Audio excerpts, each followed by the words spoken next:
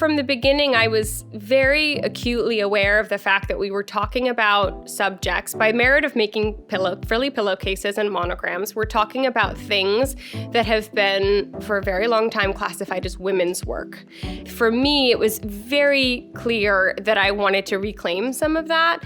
And as an incredibly feminine woman who loves the traditional trappings of like very archetypal femininity, I have always loved the idea of taking something that people might have said are like an old-fashioned version of being a woman, and instead saying, why can't I care about my 401k and my monogram at the same time? Why can't I really love pink and also get a promotion ahead of any other man?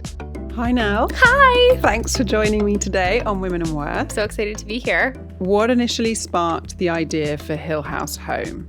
So right after university, I went into finance. I worked in rate sales on Wall Street at a bank. So quite soon into that job, I knew that I loved the people I was working with. I knew that I loved the team, but I also knew that I wasn't super excited about what I was doing every day. I kept chasing my friends who were in equity research, and I wanted to know what they thought about all the big retail brands, and I wanted to know what they thought about things like Warby Parker and all of the kind of new direct-to-consumer brands that I felt like were really changing the landscape. And when I was very young, a way that people would say this and kind of diminish it was, you love shopping.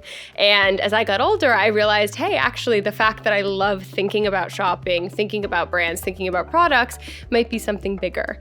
So I kind of took that seed and I sat with it while I was at my desk at Deutsche Bank. And I had this idea that there was a very underserved industry, and that industry was the home segment.